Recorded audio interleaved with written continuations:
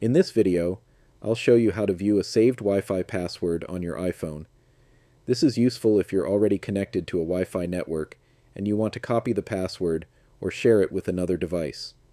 First, open the Settings app on your iPhone. Once you're in Settings, tap on Wi-Fi. Now, find the Wi-Fi network you're currently connected to. It should appear at the top with a check mark next to it. Next, tap the small information icon, which looks like an eye inside a circle, next to the network name.